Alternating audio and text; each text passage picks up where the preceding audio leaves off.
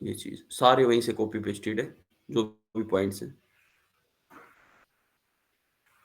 अब jurisdiction Claus बता रहा था मैं, that the petition submit that this honorable court has jurisdiction to try and entertain the present petition as petition number 1 and 2 resided and still presently the petition number 1 has been residing within territorial jurisdiction कह रहा था, जहाँ पर petitioner रहते हैं, तो ठीक है, वो jurisdiction मान ली इन्होंने। अपने अनुसार आप लगा सकते हो। इसमें ₹15 की कोर्ट फीस लगती है, बस यही है। बोथ पार्टीज़ के जो है एफिडेविट्स, ये आपको मैंने दिखाया था, फोटोकॉपी ऑफ आधार कार्ड, दोनों की original photograph of marriage card, birth certificate of child.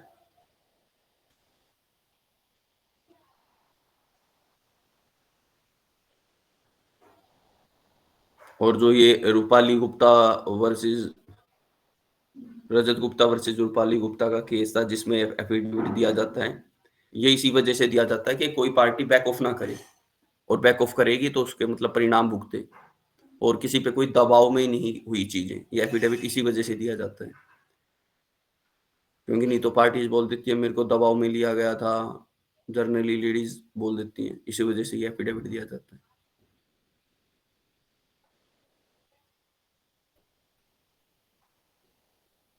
अगर जो मैंने वो पहले भी मैं बता चुका हूँ, मैं मैरिज कार्ड या फिर फोटोज नहीं है, तो आप उसका एफिडेविट लगा सकते हो that the marriage is old, so the petitioner don't have marriage card और मैरिज फोटोग्राफ। उसके बाद जो 6 मंथ्स का वेविंग पीरियड है, उसकी application under section 151 CPC for seeking permission of waive of statutory period, that is cooling period of 6 month. 6 months का time दिया जाता है, whether they want to continue the case और नो।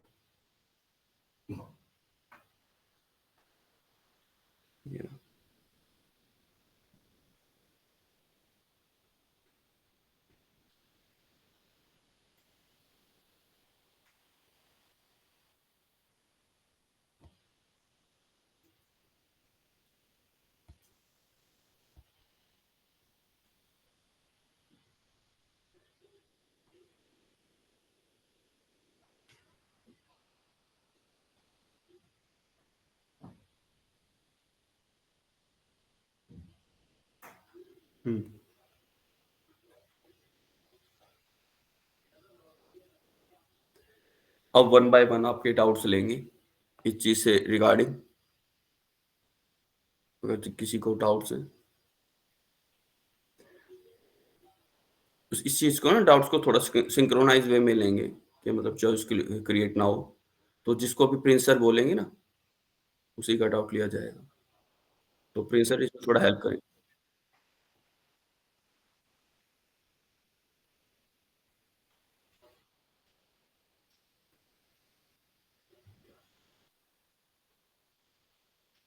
हम्म हम्म हम्म हम्म,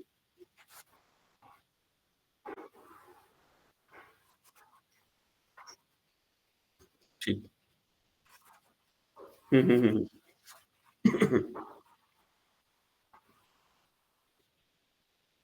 बिल्कुल बिल्कुल, चलो बताता हूँ, ये अच्छा किया सर आपने मेरे को रिमाइंड करवा दिया, मैं थोड़ा भूल गया था। देखो, कभी भी क्या होता है, जनरली जो पार्टी होती है ना, म्यूचुअल डिवोर्स के लिए तैयार नहीं होती, क्योंकि वो अपनी ईगो में होती हैं, वाइफ भी एज वेल एज हस्बैंड भी। तो पार्टीज एडवोकेट की ड्यूटी होती है पहले तो उनको रिकंसाइल करने की, क्योंकि आप कभी भी ये मत चाहो कुछ पैसों के लिए किसी का घर बर्बाद हो या घर टूटे। तो एडवोकेट की सबसे प्राइम ड्यूटी है ये, कि आप अपने क्लाइंट को पहले समझाओ। देखो, अच्छे एडवोकेट्स की बात कर रहा हूँ मैं, ठीक है? वैसे तो जनरली सारे एडवोकेट्स अच्छे होते हैं, पर कुछ अपनी मतलब मीन ना होकर, सबसे पहले हमें कोशिश करनी चाहिए कि पार्टीज का घर ना बिखरे, और कोर्ट की भी यही मोटिव है और इस एक्ट का भी यही मोटिव है कि शादियों को बचाया जाए, क्योंकि हमारे हिंदू समाज में, in our Hindu religion, marriage is sacred, it is not contractual like Muslims, ठीक है? पर बात यहाँ हिंदू मुस्लिम की नहीं है, हर शादी को बचाना एक मतलब एडवोकेट की ड्यूटी होनी चाहिए। Secondly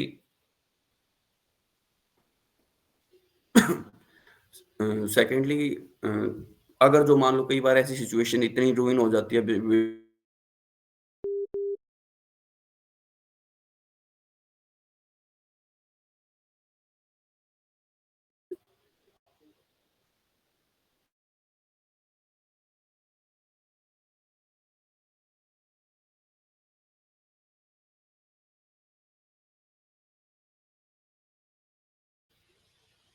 sorry for the inconvenience. हाँ, तो अब फॉर एग्ज़ाम्पल मेरे पास एक केस आया था।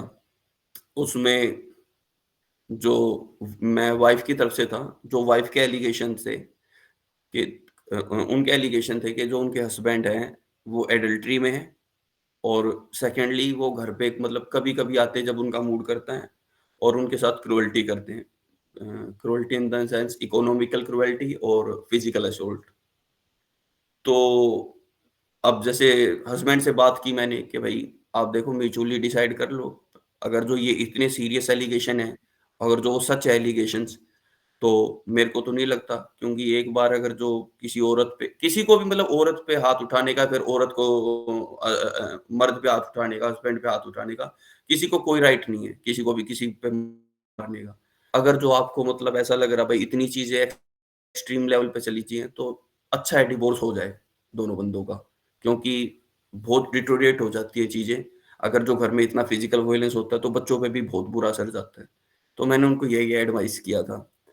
हस्बैंड पता नहीं किस चीज़ के अंदर मतलब बोले हम देख लेंगे सर ये है, वो है। तो ठीक है तो जो वाइफ़ के राइट्स होते हैं, उनको हम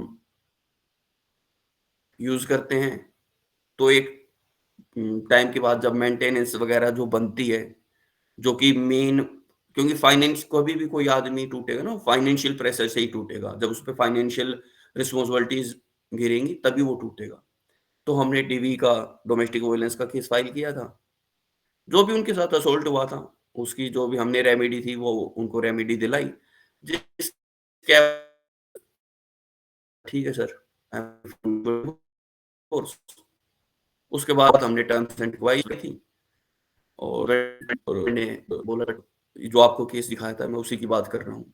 और भी बहुत केसेज़ आते हैं। देखो आप अपने एडवोकेट जर्नी में ना डिफरेंट चीज़ें आएँगी आपके सामने, जो कि अभी इस प्लेटफ़ॉर्म पर एक साथ सारी चीज़ें मैं बता भी नहीं पाऊँगा। क्योंकि ये जर्नी बहुत बड़ी है, ठीक है? ये तो एक मैंने फॉर एग्ज़ाम्पल एक चीज़ बताई थी। कई बार ऐसी चीज़ें होती हैं कि भई अभी आपके लेवल पर बता रहा हूँ क्योंकि आप इनिशियली स्टार्ट करोगे चीज़ों को, तो आपके लेवल पर बता रहा हूँ कि भई वही केसेज़ लेना जैसे मान लो कोई पहले ही आ रहे हाँ, ठीक है सर हमने अपनी कंडीशन ऐसे-ऐसे ये हमारी कंडीशन है और हम both parties we are ready to file mutual divorce. तो उसमें आपको कोई मतलब दिक्कत नहीं आएगी, ठीक है? ये चीज़ है। उस चीज़ के लिए अभी आपको मैंने ये जो क्लास थी ना जनरल मेरा पर्पज़ वही था। जब दोनों पार्टीज़ रेडी हो जाएँ, तो आप तुरंत फाइल करें और किसी से भी हेल्प की ज़रूरत ना हो आपको। पेटिशन आपके पास क्योंकि सबसे ईज़ी होता है ये म्यूचुअल डिवोर्स करवाना, सबसे ईज़ी। तो आपको एट लीस्ट इनिशियल लेवल पे ये आए, ये चीज़ें आती हों और ये कुछ फ़ायदा हो, जिससे आपको इनिशियल लेवल पे कुछ कमाई स्टार्ट हो जाए। ठीक है? यही था मेरी तरफ से और किसी को कोई डाउट्स हो? अब वन बाय वन डाउट्स लेंगे। Thank you sir. अब सर आप थोड़ी हेल्प करिए, आप वन बाय वन है ना, जो भी जिनके भी ओ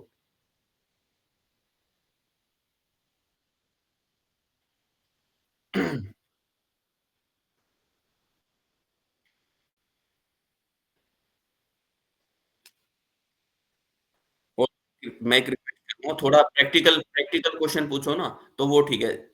थ्योरेटिकल क्वेश्चन आप देख सकते हो, ठीक है, मैं वो भी बता दूँगा, पर जनरली प्रैक्टिकल क्वेश्चन पूछोगे ना, वो जो सबके फ़ायदे के लिए हो, क्योंकि आपका मेन होना चाहिए कि भई हमें पैसे कमाने हैं फाइल कर कर, ये केस फाइल कर कर, कुछ मतलब अपनी मनी अर्न करनी है।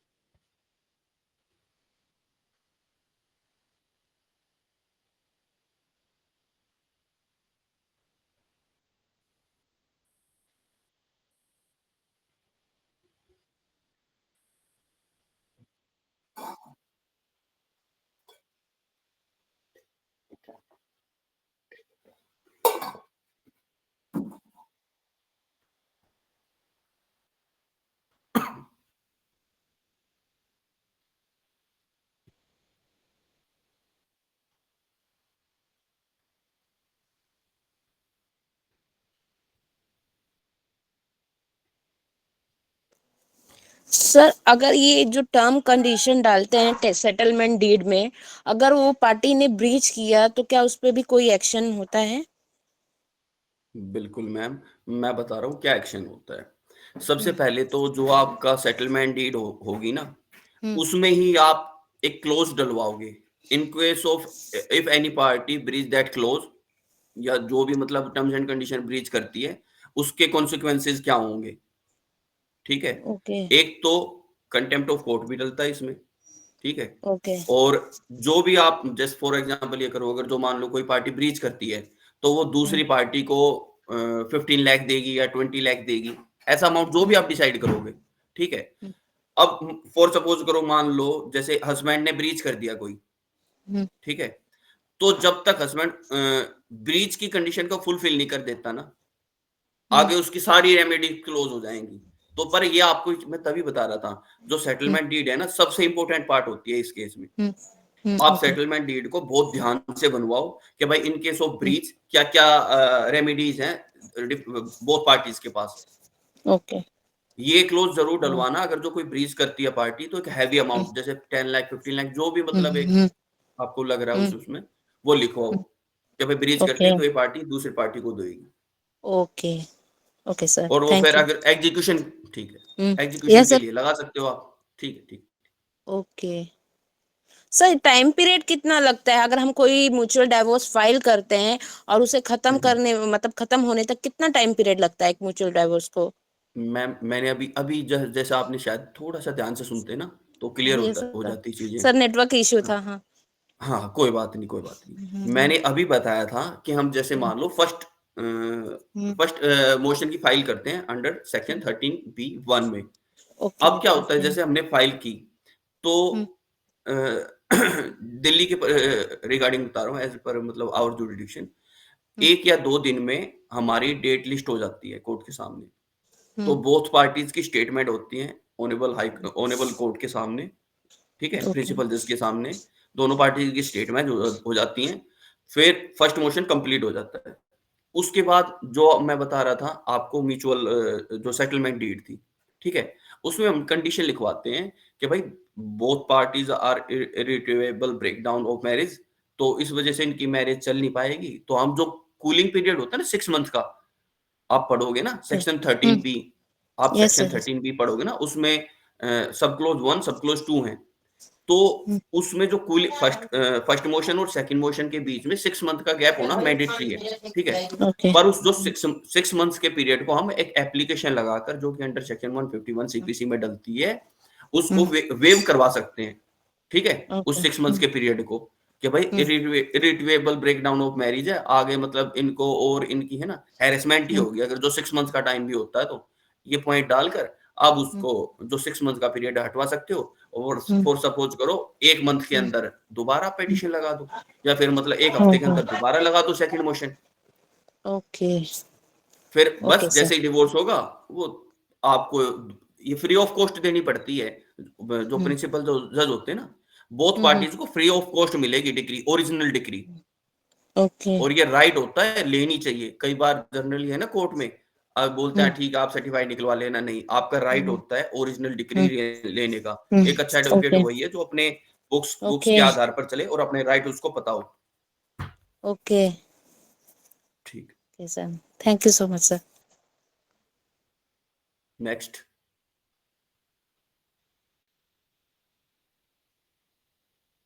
Next one. Yes sir. Sir मुझे ये पूछना था, जैसे आपने बताया कि कूलिंग पीरियड 6 मंथ्स का होता है, लेकिन सर आपने बताया था कि बीच में एक 1 ईयर का पीरियड भी होता है सर, वो उसमें मैं बिल्कुल, कंफ्यूज हूँ।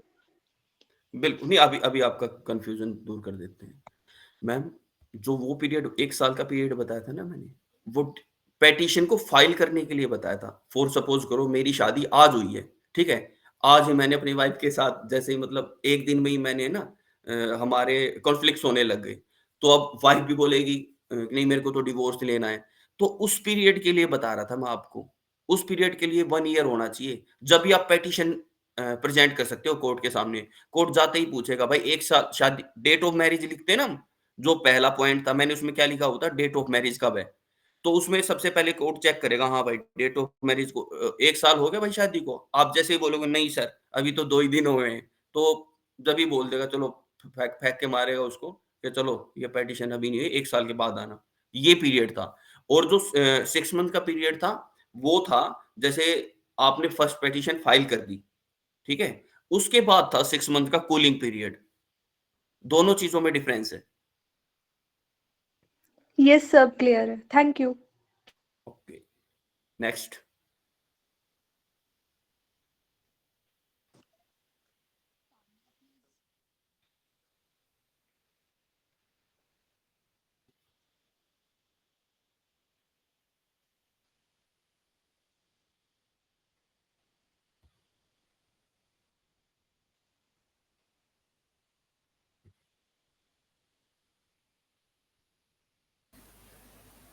Sir, good morning. Good Am I morning audible, sir. sir?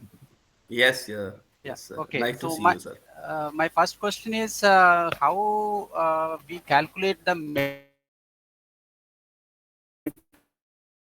amount or if any partition of properties, how we do that. And second is after that decree is granted, how is enforced?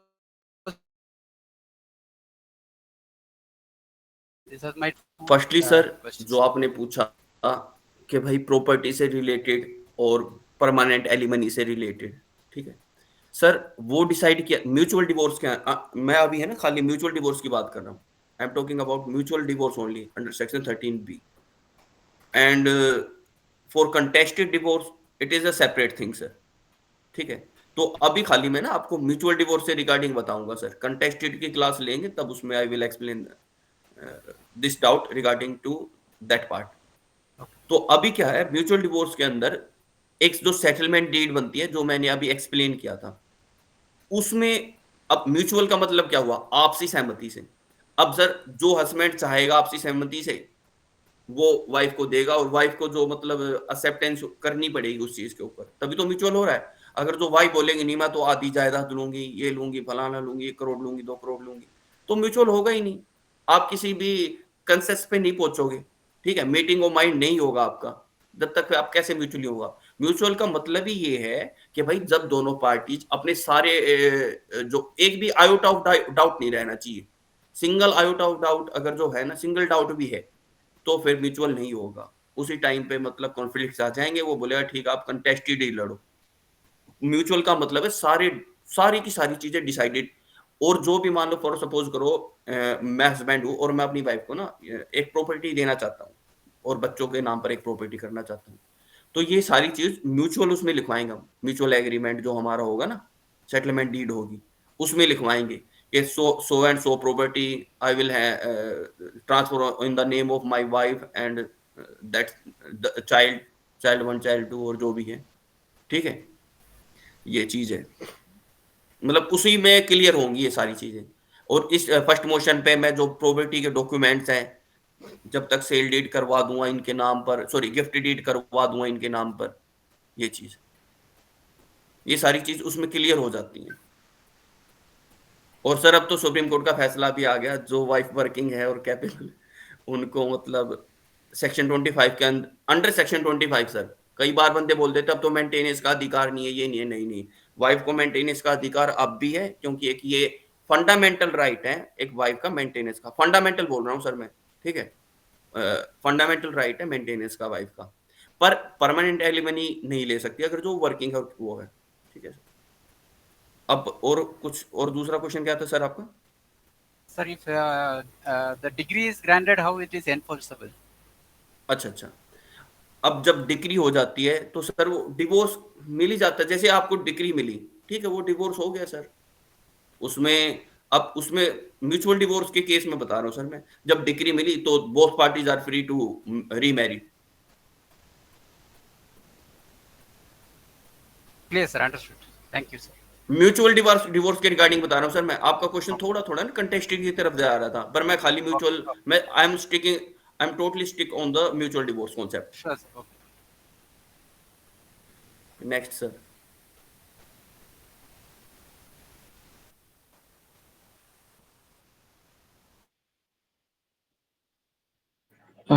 Hello sir, good afternoon sir. Sir जैसे अभी आपने एक question एक raise हुआ था कि 1 month का period लगेगा, और 1 मंथ का period is compulsory for filing a case. नहीं, मैंने 1 मंथ का 1 ईयर बोला था सर भाई। 1 ईयर क्या सॉरी सुन। सर, 1 ईयर का पीरियड कंपलसरी है। हाँ, तो सर अगर कोई ऐसी कंडीशन आती है कि क्रुएलिटी में कि एक उसमें रह नहीं सकते साथ में है, बिल्कुल और बिल्कुल वो बिल्कुल। जो वाइफ है वो अपनी फैमिली के साथ रह रही है, तो सर हम्म। एक कंडीशन तो हस्बैंड भी तो लगा सकता है ना कि क्या कहते हैं, अपनी फैमिली के साथ रह रही है, हमारे साथ नहीं रह रही, तो एक उनके पास भी तो कंडीशन चली जाती है, हस्बैंड के पास भी बोलने के लिए, और एक वाइफ के पास डिवोर्स भी बोलने के लिए। Yes sir. भाई आपका थोड़ा सा क्वेश्चन है ना, मतलब मैं कंफ्यूजन में आ गया। ये क्वेश्चन थोड़ा सा मतलब मेरे को क्लियर नहीं हुआ। आप इसमें से 2 क्वेश्चन निकले, जो आपने अभी पूछा ना, जो मेरे को समझ में आ रहा है, उसमें 2 क्वेश्चन निकले। एक यस तो सर। आप ये पूछना चाहते हो कि जो 1 ईयर का पीरियड है, उसको वगैरह वेव ऑफ कर सकते हैं, यही क्वेश्चन आपका? Yes sir. हाँ, हाँ, उसमें है एक सेकंड पार्ट में सब क्लॉज़ हैं, वो सेक्शन में अभी आपको देख के बता दूँगा, ठीक है? उसमें है, अगर जो 1 ईयर को भी आप कर सकते हैं, पर बहुत एक्सट्रीम सिचुएशन में कर सकते हैं, with the permission of court, कि सर बिल्कुल ही अब रहा नहीं जाएगा, तो उसको कोर्ट है ना बड़ी बारीकी से देखेगा, ये एप्लीकेशन मतलब ठीक है या नहीं है। उस केस में उस 1 ईयर को भी कर सकते हैं, पर वो बहुत एक्सट्रीम सिचुएशन में देखते हैं कोर्ट। ये जो सुप्रीम कोर्ट है ना, उनकी एपेक्स कोर्ट की गाइडलाइंस हैं लोअर कोर्ट्स को, बहुत एक्सट्रीम सिचुएशन में देखेंगे वो। अभी मैं आपको सेक्शन बता दूँगा देख के।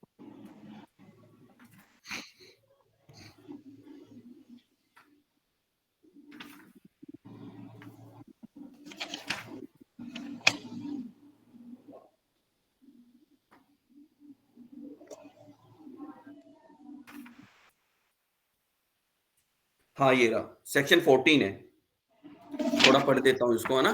सेक्शन 14 यस है। सर। प्रोविजो है ये।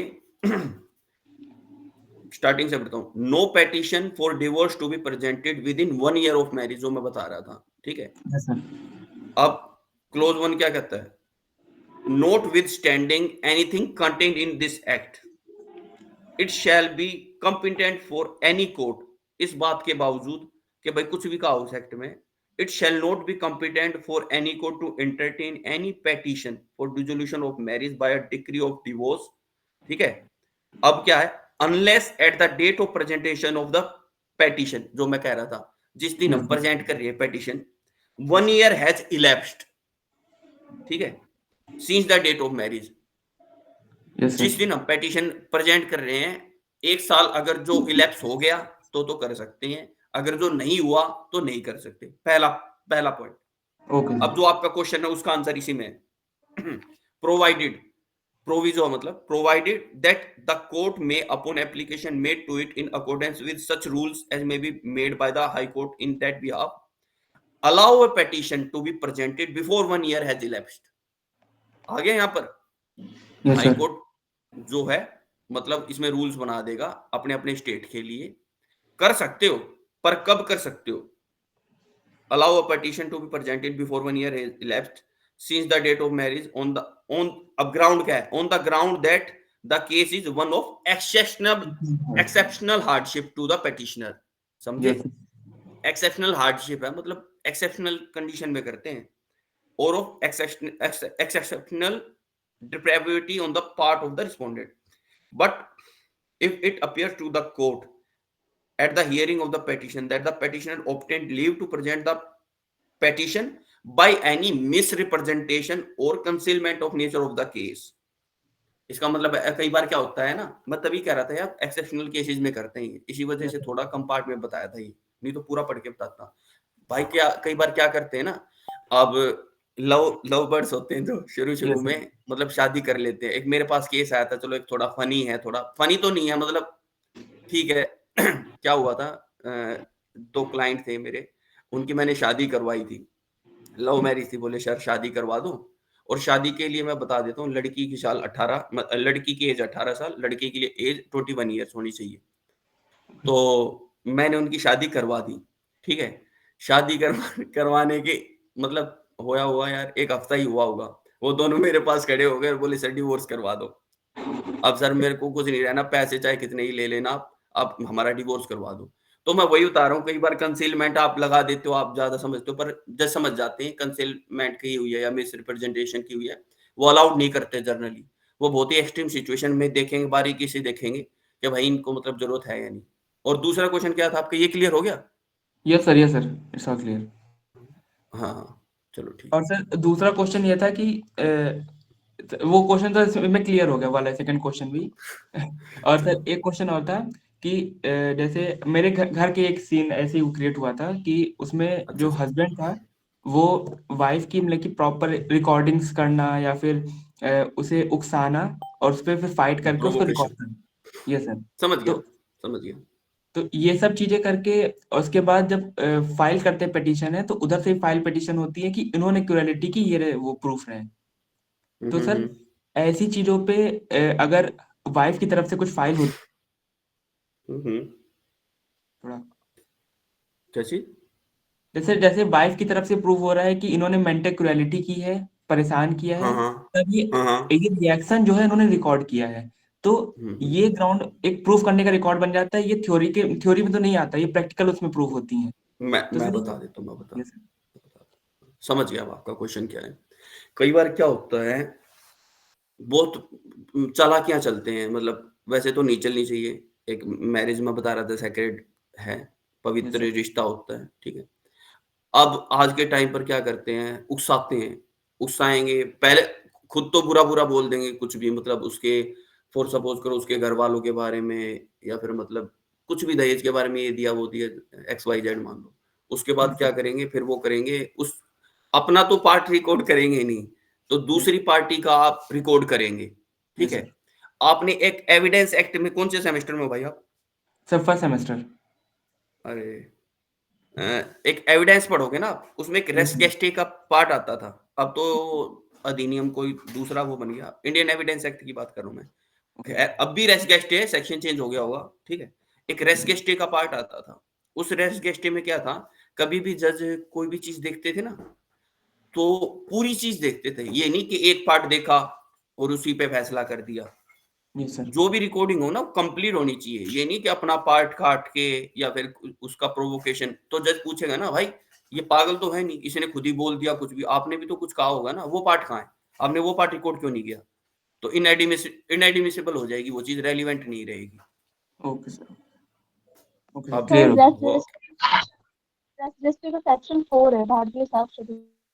हाँ, thank you ma'am for update my knowledge. Thank you very much. Thank you sir.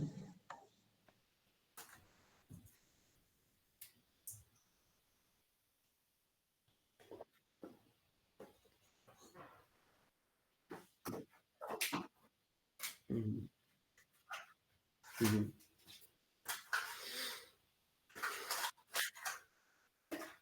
Yes, sir. Good afternoon. Good afternoon ma'am. Sir actually आपने शुरू में ही मतलब सेशन स्टार्ट होने से पहले ही आपने बोला था कि ओल्ड ट्रेडिशन के अंदर में जैसे कार्ड अगर नहीं है हस्बैंड एंड वाइफ के साथ पास में या फिर उनके मैरिज फोटोग्राफ्स नहीं है तो वो पॉसिबल है। सर हम जब अपने 4th सेमेस्टर में थे वाइल प्रैक्टिसिंग 1 मंथ के लिए तो मैंने ये देखा था कि जो लड़के और लड़की थी उन दोनों के पास में ना ही कार्ड्स थे ना ही मैरिज के पिक्चर्स थे ना ही उन्होंने कोई कोर्ट मैरिज किया था बट हुँ, जस्ट हुँ। शायद से टेम्पल में हुआ था वेडिंग कोई उनके विलेज आर्य समाज में थे। अच्छा मे विलेज में, बी सर। सो हुँ, आई हुँ। Am not aware of all this. तो जज ने बोला कि आपके पास में तो शायद कुछ है ही नहीं तो डिवोर्स का ग्राउंड मतलब पॉसिबल नहीं है और ये बोलकर लड़की को उन्होंने भेज दिया। हुँ, हुँ। अच्छा, मैम ये कौन से कोर्ट की बात है? एक बार थोड़ा बता दोगे? Sir I am from Kolkata and Alipur जजेस कोर्ट। ठीक है मैम। तो उस टाइम पे जो भी उनके एडवोकेट्स थे ना, उनको एक जजमेंट है ऑनरेबल एपेक्स कोर्ट की, किसी चीज़ के रिगार्डिंग। तो वही है, एक अवेयरनेस, एडवोकेट की अवेयरनेस होनी बहुत ज़रूरी है। आप ये चीज़ मतलब सपोज़ नहीं करोगे कि हर चीज़ जज को पता होगी, ठीक है? है तो एक वो भी प्रूडेंट मैन ही, ठीक है? है तो एक वो भी इंसान, हर चीज़ उनको ऐसा नहीं है कि हर चीज़ पता होगी। तो वो, क्योंकि वो तो एक पार्ट को रिलेटेड ही चीज़ें पढ़ता है बस, देखता है जो उनके सामने आती हैं। पर एक एडवोकेट का दिमाग तो कॉम्प्लेक्सिटी से भरा होता है, डिफरेंट-डिफरेंट चीज़ें करता है। आज डिवोर्स की कर रहा है, कल सिविल की करेगा, परसों डीआईटी की करेगा, उससे अगले दिन बैंकिंग की करेगा, ठीक है? प्रिंस सर, आपकी वो आवाज़ आ रही थी। तो उसमें क्या था, आपको अपडेट करनी चाहिए उनकी चीज़। एफ़िडेविट आप लगा सकते हो। मैंने बहुत केसेज़ ऐसे किए हैं। अभी ये जो रिसेंट केस था उसमें भी मैरिज कार्ड और मैरिज सर्टिफ़िकेट नहीं था, ठीक है? और उसमें आप अगर जो मान लो फॉर सपोज़ करो, तो जो पंडित था जिसने फेरे करवाए थे, उसको आप एविडेंस के रूप में कर दो कि सर ये स्टेटमेंट दे देगा इनकी शादी हुई थी। Yes sir, thank you so much sir. हाँ,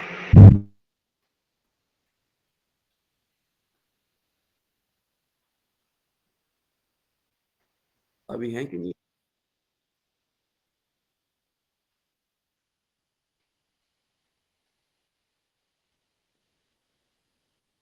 हाँ जी। Hello sir, am I audible? Yes, you are very much audible ma'am. Sir मुझे ये पूछना था, जैसे आपने बताया कि कुछ ग्राउंड्स होते हैं जिनके लिए 1 ईयर का जो हुँ। पीरियड होता है वो नहीं चाहिए होता, तुरंत ही डाइवोर्स हो जाता है। जैसे हुँ, 3 हुँ। मंथ्स या 4 मंथ्स, तो इसमें क्रूएलिटी आ जाएगा, एडल्टरी आ जाएगा। तो अरे मैम, नहीं, एक्सप्लेन नहीं, करेंगे आप नहीं, इसको? मैं सुनो, सुनो, सुनो।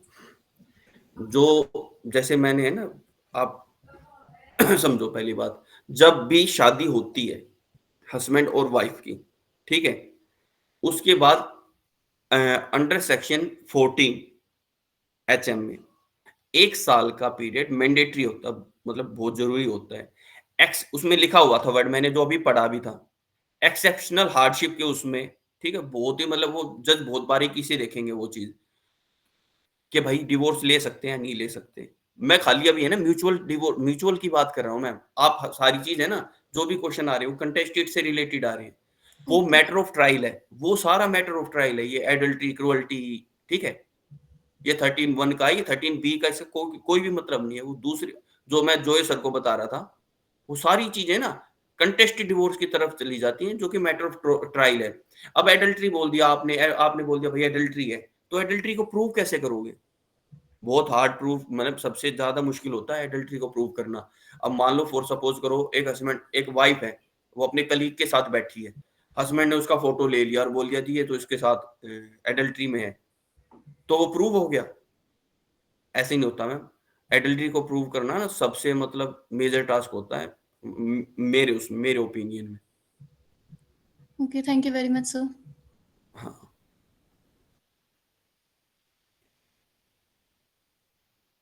हाँ, सर मेरा एक क्वेश्चन है। हाँ जी। तो हाँ जी मैम। एक्सेप्शनल हार्डशिप जैसे आपने बताया, तो उसके क्या-क्या ग्राउंड्स हो सकते हैं? किस चीज़ के ग्राउंड्स?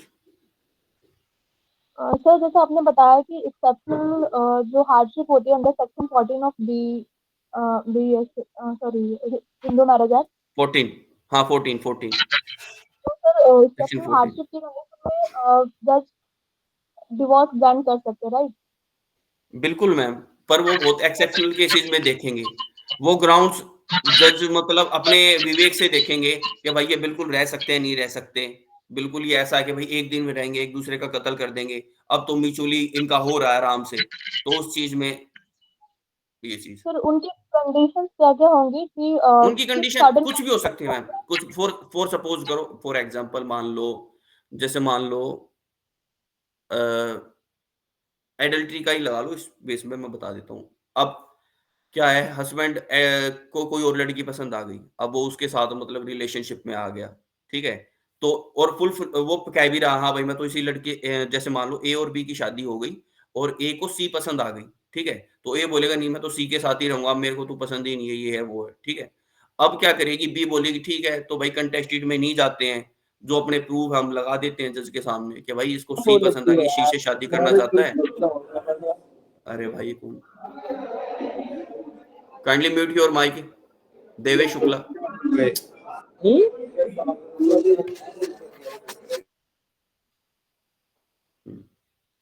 तो मैम उस केसेस में भाई ये प्लीज काइंडली डिस्टर्ब ना किया करें जब क्लास चलती हो। उस केसेस में मैम हम जज के सामने एप्लीकेशन लगाएंगे कि सर ऐसी ऐसी चीजें हैं कि फर्दर, जैसे अभी जो ड्रम वाला इंसिडेंट हुआ था, कोई भी इंसिडेंट हुआ था, ठीक है, वो तभी तो हुआ था ना, वो इंसिडेंट 1 साल भी नहीं हुआ था शादी को। क्या था उस केस का नाम? किसी को याद है? जो अभी वो क्या मैम? ड्रम वाला केस का नाम मुस्कान था वो। हाँ, तो ड्रम, वो वो ड्रम से ये तो याद है यार, पर मतलब ऐसे ड्रम ड्रम नहीं करना चाहिए, हम तो एडवोकेट्स हैं। मेरे को भी थोड़ा वो ड्रम के उससे क्यों मीडिया लाइट हाईलाइट था ना, क्या नाम था चलो कोई नहीं, नाम किसी को याद हो तो बता देना। हाँ, मुस्कान, मुस्कान, ठीक है रौनक जी, थैंक यू रौनक जी। अगर आपने जैसे बताया कि जो भी एक्सेप्शनल हार्डशिप होते, सर उस हिसाब से तो 3-4 महीने शादी के बाद वैसे तो सर नंबर ऑफ केसेस बढ़ जाएंगे। हर कोई चाहेगा कि एक्सेप्शनल हार्डशिप के केस में मतलब कि बिल्कुल, एक्सेप्शनल हार्डशिप का मैं वो पिटीशन फाइल कर दूं। कोई बिल्कुल क्यों ही मैम। 1 साल का मैम बिल्कुल वही बात है, बिल्कुल ही एक्सेप्शनल केसेस में करते हैं। अब जज ये अपने हिसाब से देखेंगे ये चीजें कि किसका ज्यादा जरूरी है, किसका ज्यादा जरूरी नहीं है, नहीं तो ऐसे ही बोलेगा भाई ठीक है 1 साल के बाद आना। मैं तभी इस पार्ट को ज्यादा नहीं उठा रहा था, जर्नली है ना, और मैंने तभी वो 151 की एप्लीकेशन उसमें तो लगाई हुई थी, वेविंग ऑफ के 6 मंथ के कूलिंग पीरियड में। इस मंथ इसका ना मैं इस वजह से इस चीज का नहीं बताया था, बहुत एक्सट्रीम सिचुएशन में करते हैं, एक 1-2% ही करते हैं ये चीजें, जो मैंने अभी तक अपने कैरियर में देखी हैं। इसी वजह से उस पार्ट को मैं उठा नहीं रहा था। वो क्वेश्चन आया ना आयुष चंद्रा का, तभी मैंने वो चीज एक्सप्लेन करी। Okay sir, thank you so much sir.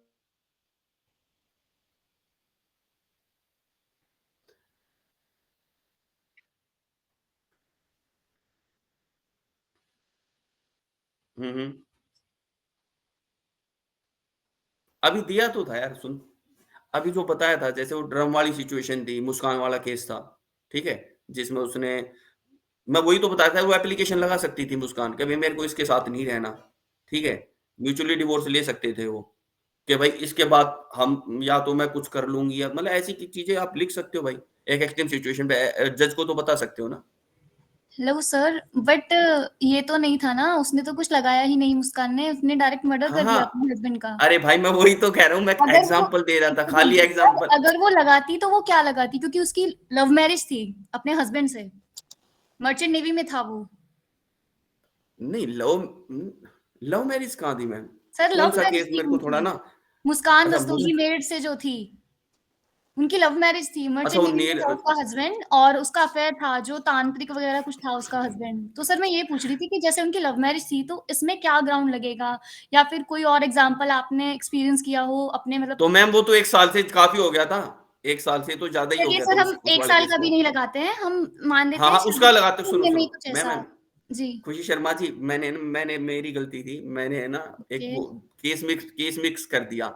वो पहाड़ी वाला केस था, वो पहाड़ से जिसने धक्का मार दिया था हस्बैंड को, वो हाँ केस सर, वो मैं तो जानना अलग चाह था, रहा वो था। लोग हनीमून पे गए थे तो तब उसने अपने हाँ, हस्बैंड को मतलब वो मर्डर वगैरह कर दिया था। उस केस की बात कर रहा था मैं, 1 साल उसको नहीं हुआ था, 1 साल। जी जी, उनको नहीं हुआ था, वो तो हनीमून के लिए ही हाँ हाँ गए थे, हाँ, राजा मैं रघुवंशी के केस लिए। जी जी। राजा रघुवंशी वाला केस, तो उसमें उस केस की बात करना चाह रहा था, वो मेरे मुंह से ना ड्रम वाला चीज निकल गई, सर मेरा ठीक है, एक छोटा सा सॉरी फॉर डाउट दैट और पार्ट। है। हाँ हाँ, जैसे अगर वाइफ को पता चलता है शादी के 6 महीने में कि उसका हस्बैंड इनफर्टाइल है, तो क्या मतलब ऐसे ग्राउंड पे वो ये सेक्शन 12 में जाओगे, ओके। वॉइडेबल मैरिज में, देखो आप बता देता हूँ मैं आपको, ठीक है, आप उसको ना वॉइड करवा सकते हो, नलिटी ऑफ मैरिज बोलते हैं उसको। Okay sir, okay, thank you. ये रहा voidable marriage, nullity of marriage बोलते हैं, क्योंकि आपको डिस्क्लोज नहीं, आपके साथ तो फ्रॉड हुआ ना मैम, जी जी। Okay, thank you sir. फिर इसका मतलब शादी ही नहीं, उसको ये करो भाई निरस्त हो गई, शादी ही नहीं हुई, और अपना डैमेजेस, मतलब जिसके साथ हुई है ये चीज, वो डैमेजेस भी ले सकता है। ऐसे तो यार लड़के के लिए भी, मान लो कोई लड़की मतलब इनफर्टाइल है, ठीक है, बच्चे को जन्म नहीं दे सकती, तो वो भी, उसके साथ भी तो चीटिंग हुई ना, दोनों पार्ट से, मतलब दोनों कर सकते हैं वॉइडेबल मैरिज के लिए अप्लाई एप्लीकेशन। हेलो, मेरा एक और डाउट है। हाँ जी हाँ जी। बोलो मैम। सर सपोज दैट कि किसी लड़के और लड़की की शादी हुई, उसके 3 हम्म, महीने बाद उन्होंने पिटीशन फाइल किया डिवोर्स के लिए, राइट? ठीक है मैम। सर तो पता चलता है कि लड़की प्रेग्नेंट है, ओके सर, तो क्या हम्म। पिटीशन एक्सेप्ट की जाएगी या फिर उसको बेनिफिट मिलेगा किसी चीज का? अच्छा, लड़की प्रेग्नेंट है। मैम जनरली है ना, एक देखो मेरे को वो चीज़ अभी रिमाइंड नहीं हो रही उस चीज़ की। अ, एक एविडेंस एक्ट में है कि भाई इतने दिन के बाद 120 दिन है, क्या दिन है, वो ये माना जाता है कि भाई बच्चा इसी का है। ठीक है? अगर वो फिर ट्रायल का पार्ट आ जाता है, वो कंटेस्ट की तरफ चली जाती है सारी चीज़ें। अभी मैं म्यूचुअल की तरफ ही लेके जा रहा था आपको, वैसे आपको क्लियर कर देता हूँ। वो जो पीरियड है ना, वो डेज़ का वो मेरे को याद नहीं है। वो बच शादी करने के इतने दिन बाद चाहे वो पहले से ही प्रेग्नेंट हो, बच्चा उसी का माना जाएगा जिससे शादी हुई है। ये हमारी लॉ है। वो डेज़ मेरे को क्लियर नहीं है, वो डेज़ कितने हैं। और यहाँ पे मतलब मैं ये पूछ रही थी, बच्चा तो ठीक है, वो मतलब श्योर ही किसी का है, बट यहाँ पे मैं मेरा क्वेश्चन ये है कि डिवोर्स उनके एक्सेप्ट होंगे कि नहीं, क्योंकि सर लड़की प्रेग्नेंट है तो हो सकता है लॉ उनको बेनिफिट दे इस चीज का कि आप जुडिशियल सेपरेशन कर लो, मतलब डिवोर्स फाइल ना करो क्योंकि अभी न्यूली वेडेड है। अच्छा, ठीक है, आपका क्वेश्चन ये है उन्हीं से प्रेग्नेंट हो जाती है तो? जी हेलो? जी। अच्छा, सॉरी यार, मैं क्वेश्चन समझ नहीं पाया था, सॉरी, माय बैड। उसमें ये है भाई देखो, उसमें तो डिवोर्स ये एक्सेप्शनल सिचुएशन ही नहीं हुई मैम, 1 साल वाली बात ही नहीं हुई। हाँ, अगर जो 1 साल के बाद अगर जो फाइल करते हैं, ठीक है? तो भई अगर जो म्यूचुअली एग्री हैं, तो ठीक है वो डिवोर्स ले सकते हैं। फिर उसमें कुछ क्या जज क्या समझाएँगे उसमें? Shivani ji? Sir sorry for the interruption. Sir हुँ, हुँ। आपने ये बोला कि लड़कियों के साथ मतलब अगर लड़कियां भी इनफर्टाइल है तो ये तो लड़कों के साथ में भी चीटिंग हो गई सर। लेकिन हम बिल्कुल। मोस्ट ऑफ द गर्ल्स तो sir is suffering from PCOS. 90% of the girls are suffering from PCOS. उनमें से अगर मतलब आप बोल सकते हो कि अगर जानबूझकर she is also not aware but she is aware very much कि उसको पीसीओएस है, तो सर ये तो गलत है ना, मतलब राइट मीन डायरेक्टली स्टेटमेंट देना। नहीं मैम, मैं मतलब आप मेरे ना इंटेंशंस को गलत मत लो। मैंने यही बोला था चीटिंग कब होती है? चीटिंग तब होती है जब किसी बंदे को कोई अवेयर हो कोई चीज़, उस चीज़ से रिगार्डिंग जो उसमें डिफेक्ट है उसको पता हो और फिर वो चीज़ कर ले। मेरा मेरे कहने का मतलब किसी के ना सेंटिमेंट्स को हर्ट करने का नहीं था कि भाई आप समझे? मेरा किसी के भी सेंटिमेंट्स को हर्ट करने का नहीं था। किसी बंदे को मान लो पता नहीं उस चीज़ का और फिर उसके साथ ये चीज़ें होती हैं, फिर तो यार ऐसे मतलब हस्बैंड को भी सोचना चाहिए थोड़ा। सॉरी अगर जो आपके सॉरी आपके अगर जो सेंटीमेंट्स हर्ट हुए हों तो मैं मेरा वो मतलब नहीं था, बिल्कुल।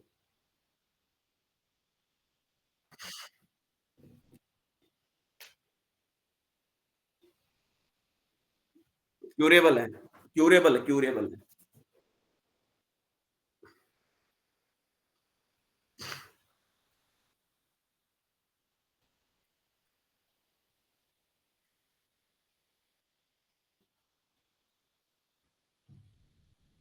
Yes sir.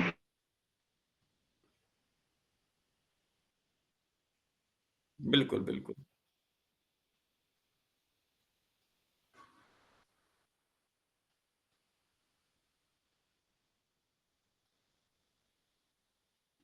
हुँ, हुँ।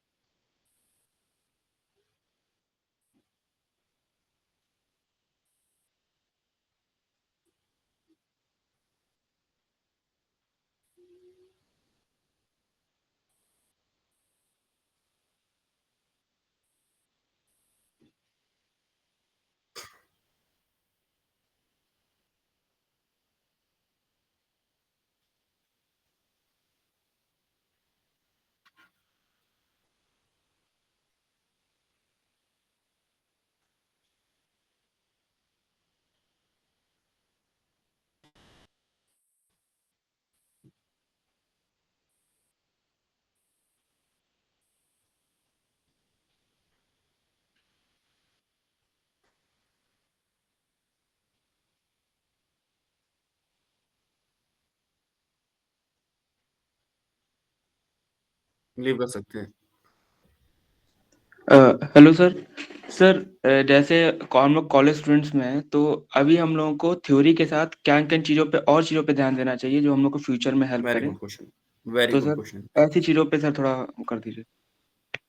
देखो, सबसे पहले तो है ना यार, जो भी आप पढ़ रहे हो ना, उसके नोट्स बनाओ। मतलब ये नहीं आपने पढ़ लिया और बस ठीक है, खत्म कर दिया। और जब ये आपकी जो एनएलएसटी की क्लासेस हो रही है ना, ठीक है?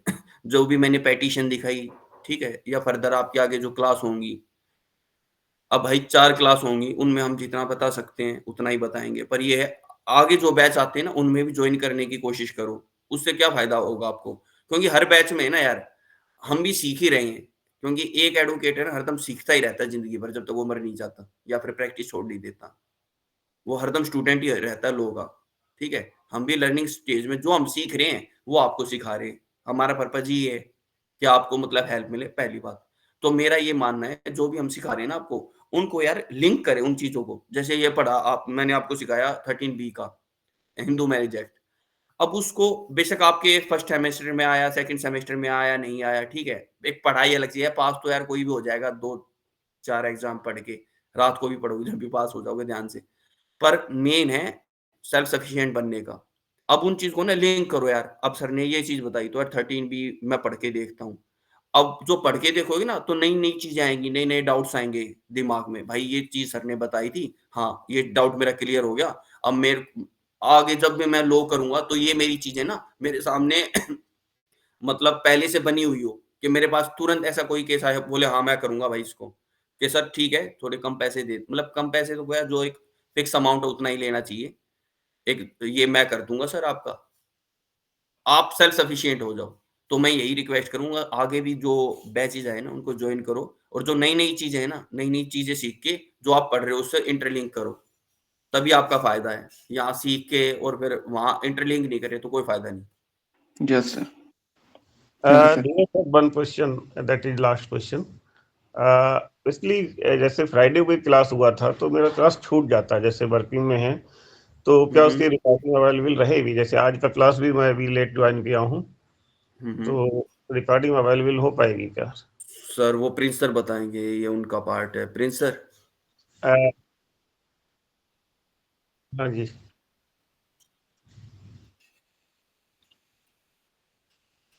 डेफिनेटली यार, अंडरस्टैंड। हुँ, हुँ, यस। अच्छा, अच्छा, अच्छा। हाँ, अंडरस्टैंड। अच्छा, अच्छा, अच्छा। हाँ, हाँ। हाँ, हाँ। हाँ, हाँ, हाँ, हाँ। हुँ, हुँ। हाँ, वो सिनेरियो पूरा बता देते हैं। हुँ, हुँ, हुँ। ठीक है सर।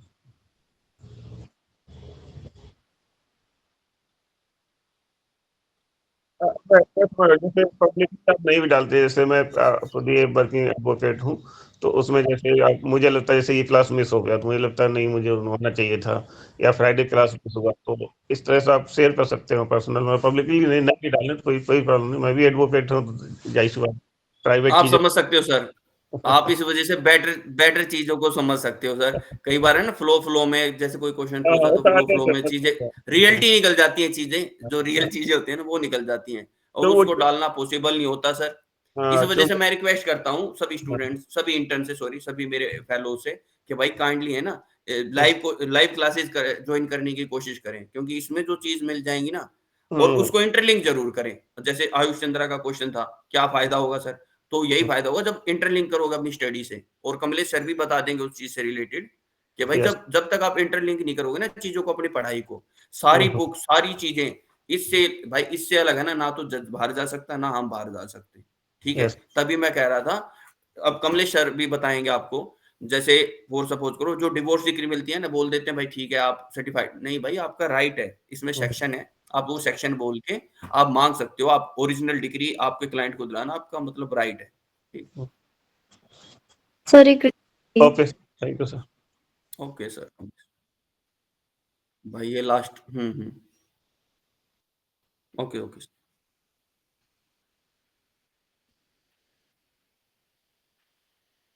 हुँ,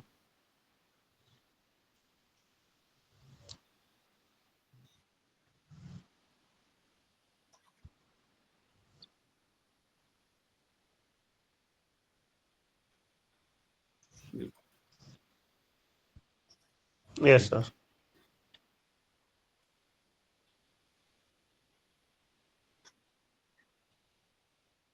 हुँ, हुँ। तो सर मैं आप देखो ना ग्रुप मुझे यस सर, मुझे भी लगता है मैं ग्रुप से वैसे ही जुड़ा रहूँगा क्योंकि मैं खुद चाहता हूँ अपनी नॉलेज शेयर के लिए, तो जब भी मुझे आप चांस देंगे मैं खुद अपना knowledge share in this group sir में इन पर्सन रहेगा तो मैं भी करूँगा। हाँ, यस सर, बिल्कुल। कमलेश सर, आप कौन से कोर्ट में अभी प्रैक्टिस कर रहे हो या फिर मैं यहाँ जॉब कर रहे हो गुड़गाँव जहाँ पर? गुड़गाँव डिस्ट्रिक्ट कोर्ट में। गुड़गाँव कोर्ट में? Yes sir.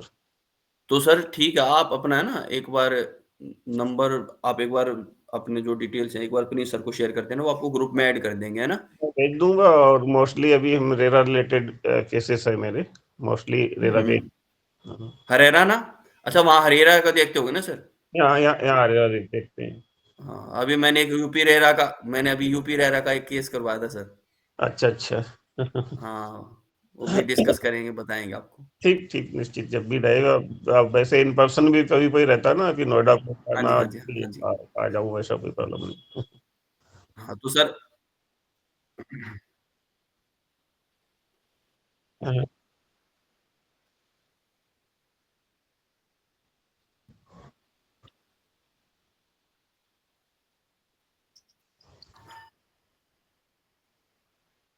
हाँ, हाँ, हाँ।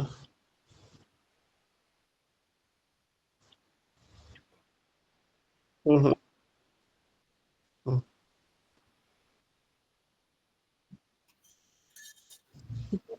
मोस्टली वीकेंड करेंगे तो हम आ भी जाएँ नोएडा में करें तो और अच्छी बात है ना।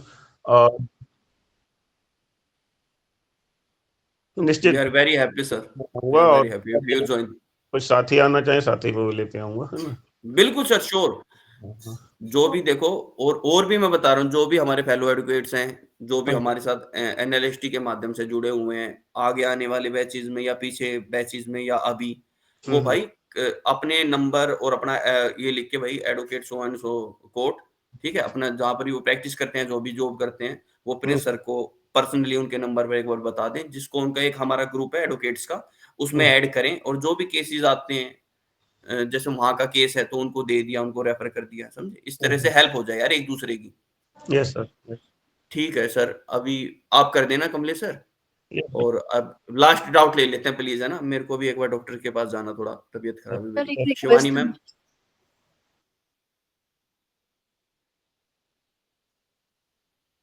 मेरे को भी अभी डॉक्टर के पास जाना है, लास्ट डाउट है प्लीज़, शिवानी मैम बता दो। Afternoon sir. सर मेरा डाउट नहीं है, बस एक रिक्वेस्ट है कि जो हाँ जी। आप पिटीशन की वो दिखा रहे थे, एग्ज़ाम्पल दिखा रहे थे जो, हाँ, हाँ। वो सर आप शेयर कर सकते हैं क्या? मैम शेयर मैं डेफ़िनेटली करूँगा, पर जो उसकी डिटेल्स है ना, जो क्या बोलते हैं कॉन्फिडेंशियल डिटेल, जो मेरे क्लाइंट की इन्फॉर्मेशन है, वो हाइड करके आपको शेयर कर दूँगा सारी चीज़ें मैं, ओके सर, थैंक यू। है ना?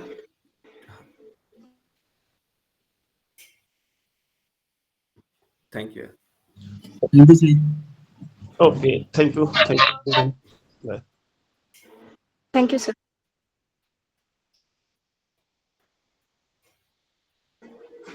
Yes sir. अच्छा, एक रिक्वेस्ट और थी, थैंक यू वेरी मच। एक रिक्वेस्ट और थी, एक आपको लिंक जनरेट होगा, ठीक है?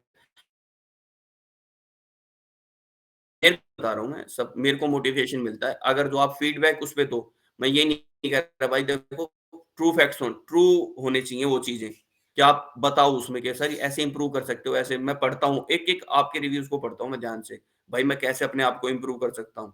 तो बस मैं यही चाहूँगा यार, जैसे मैं आपको मतलब आप में वैल्यू एडिशन कर रहा हूँ, आप मेरे में भी वैल्यू एडिशन करें। मेरे को जो भी चीज़ें ना आपको अच्छी लगी, बुरी लगी, ठीक है, वो बताएँ सर ऐसे इम्प्रूव किया जा सकता है, आप ये चीज़ें थोड़ा रिव्यूज़ ज़रूर दें प्लीज़। Thank you everyone.